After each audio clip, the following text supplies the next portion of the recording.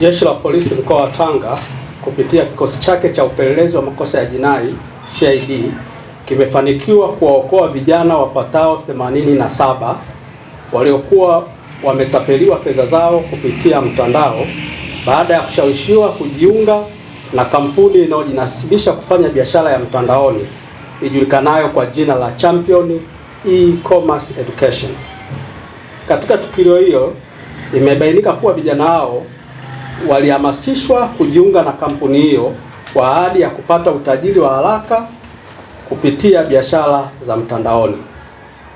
Kwa mujibu wa taarifa za awali, kila kijana alitakiwa kutoa kiasi cha fedha kuanzia shilingi laki6 mpaka milioni 4 kama mtaji wa awali na gharama za mafunzo, huku wakiahidiwa kuanza kupata faida kubwa ndani ya muda mfupi.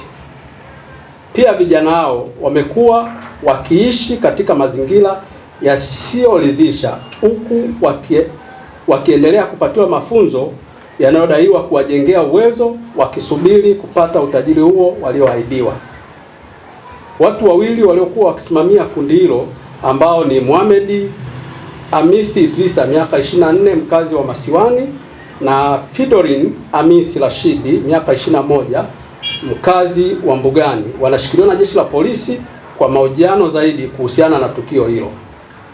Jeshi la Polisi mkoa wa Tanga linatoa wito kwa wananchi kuwa makini na uwekezaji unaohusisha ahadi za kupata faida kubwa kwa muda mfupi bila kuwa na taarifa sahihi, na kama kweli kampuni imesajiliwa na mamlaka halali.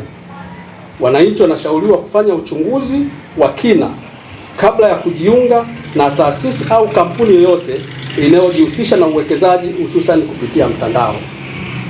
Uchunguzi wa tukio hilo unaendelea na hatua kali za kisheria zitachukuliwa dhidi ya wote watakaobainika kuhusika na utapeli wa aina hii. Asanteni.